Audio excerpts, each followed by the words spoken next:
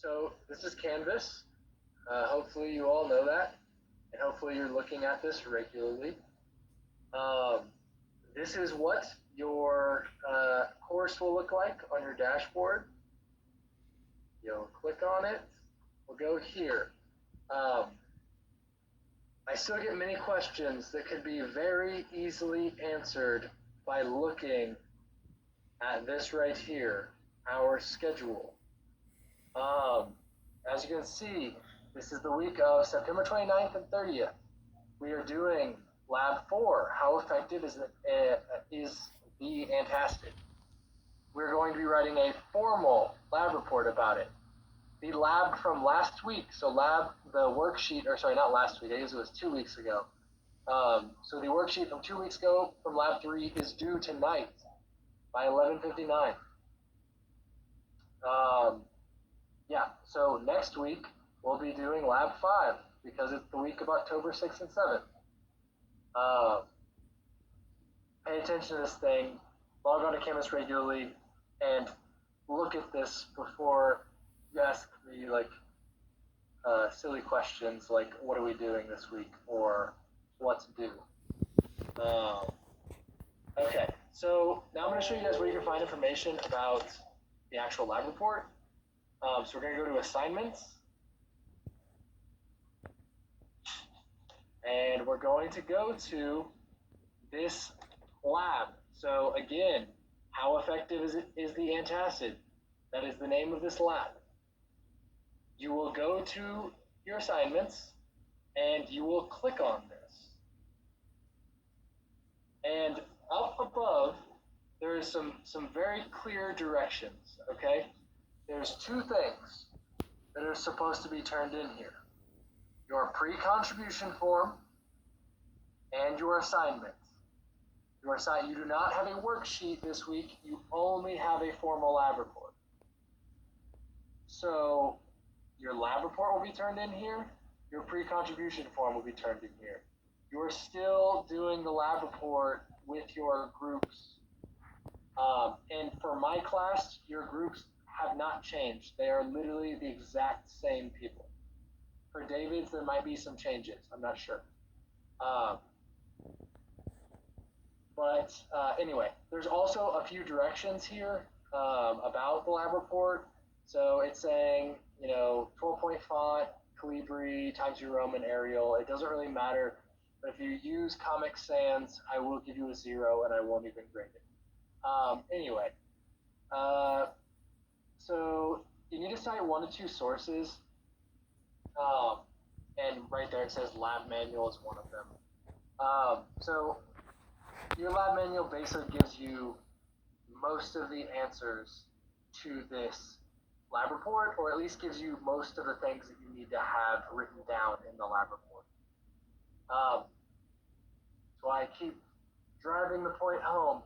Read the procedure. You will understand the labs so much better if you take 10 to 15 minutes to just read the procedure. It's not that hard. It's not difficult to read. Anyway, so anytime you look up information, you need to cite it. If you use your book, I don't know, for some reason you don't understand some part of this lab.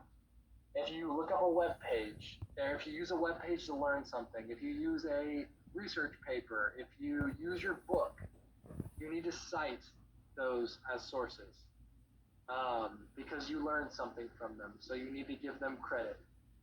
For people in my class, you're supposed to use ACS format, and there's a thing right here about how to do ACS format. I'm not going to dock you points if you use APA, because it's basically the exact same thing. They just changed the order, and then in ACS format, you don't put the name of the resource.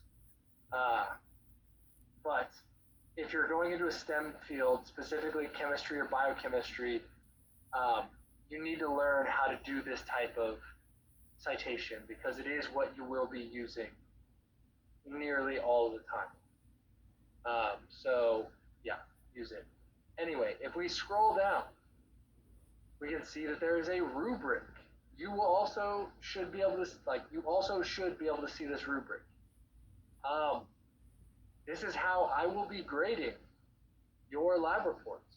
I will literally be looking at this and asking myself, like, was third person passive voice and past tense used throughout? Yes or no? Yes, full marks. No, not. So, use this constantly. Like when you're writing something out, and you might be confused about, do I need to put this in the lab report? Look at this rubric. You'll be able to very quickly find out if it needs to be in there. If it's not in this rubric, it doesn't need to be on the lab report, except for the title page. I don't think the title page is on this, but that is part of your formatting grade. So, make sure you have the title page with, I think it says, does it not say up here? It might not say up here, but it definitely says in your syllabus what needs to be on the title page. It's like the name of the lab, your section number, your group number, and for my class, that's really all I need. So group number, section number, and name of the lab on the title page. But yeah, anyway, my point is, use this when you're writing your lab report. There's a lot of stuff in here about the third part, so let me see. Yeah, so like right here for procedure, it says procedure for part 3. You guys didn't do part 3, so this won't be part of your grade. If you add this into your lab report, you won't lose points, but you did way more work than you need to do. So do not put this third part in your lab report. You'll be very confused. You have part 1 and you have part 2 data. That's what you should be reporting. Okay, so is there any questions about the lab report, how it works? Yeah, I don't know. Is there any questions, basically?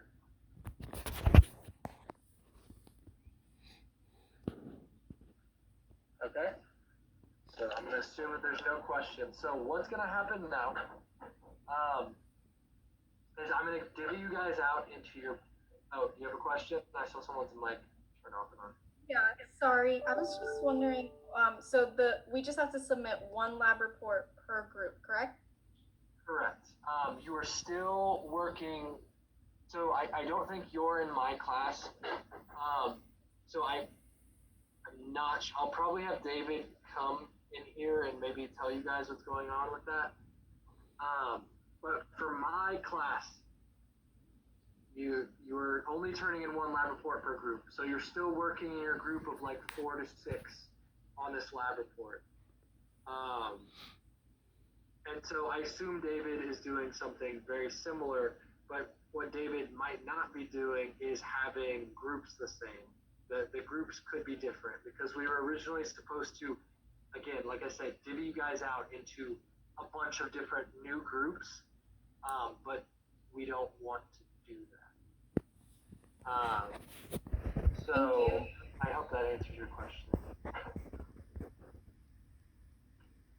Anyway, so what we're gonna do now is, as you guys saw in the video and in your tables, there's data missing. You guys have to do some calculations to get that data figured out. You guys should do that. I'm not allowed to let you guys out of here early. I think we got out of here at 4:20. I'll let you guys out of here at like 4:10. But anyway, so I'm gonna put you guys in breakout rooms with your groups. While you're in those breakout rooms, you should figure out who's doing each part of the lab report. Sorry. Who's doing each part of the lab report? You'll need to write that on the pre-contribution form, specifically for people in my class. It's very important that you document what part of the lab report each person is going to be doing. Because if I start grading the lab report and there's a whole entire section that is missing, I don't want to have to dock you all points for one person not doing their work. If I have evidence that that person knew, aka your pre-contribution form, if I have evidence this person knew that they were supposed to do the introduction, for example, and they didn't do it, they will get a 0. And then I will grade the rest of the lab report like that section didn't exist. So it's important that everyone knows what they're doing and you get that pre-contribution form turned in. So you'll get that filled out. You'll do those calculations. And additionally, you guys are going to want to start on the lab report. Set up the Google Doc and share it with all your group mates so that you guys can, I don't know, if someone wants to get started today, so they can actually get started today. So yeah, get that shared. Is there any more questions about what you're going to be doing when I put you in your breakout rooms? Okay, awesome. So this is going to take me an eternity. So bear with me.